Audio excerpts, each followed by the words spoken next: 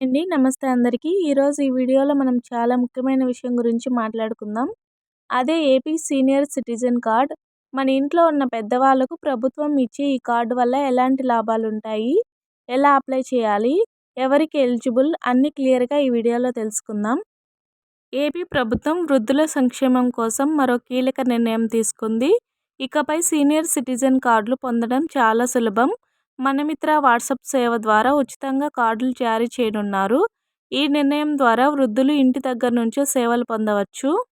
Senior citizen card అనేది వృద్ధులకు ప్రభుత్వం ఇచ్చే గుర్తింపు కార్డు.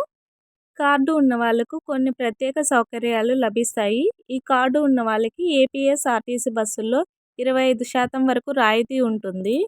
ప్రభుత్వ హాస్పిటల్లో ప్రత్యేక సౌకర్యాలు మరియు వేగవంతమైన సేవలు అందుతాయి. బ్యాంకులు, పోస్టాఫీసుల్లో డిపాజిట్లపై అధిక వడ్డీ వస్తుంది. ప్రభుత్వ సంక్షేమ పథకాల్లో ప్రాధాన్యత ఉంటుంది. ఇప్పుడు ఈ కార్డు ఎవరికి వర్తిస్తుందో చూద్దాం. పురుషులు 60 సంవత్సరాలు ఆ పైన ఉన్న వాళ్ళకి, మహిళలు 58 సంవత్సరాలు ఆ పైన ఉన్న వాళ్ళకి ఈ కార్డు వర్తిస్తుందండి. నెక్స్ట్, అప్లికేషన్ కోసం ఏ డాక్యుమెంట్స్ అవసరమో ఇప్పుడు చూద్దాం. ఆధార్ కార్డ్, బ్యాంక్ అకౌంట్ వివరాలు, పాస్పోర్ట్ సైజ్ ఫోటో మరియు మొబైల్ నెంబర్. ఇప్పుడు ఎలా అప్లై చేయాలో చూద్దాం. మీ మొబైల్లో వాట్సాప్ ఓపెన్ చేయండి.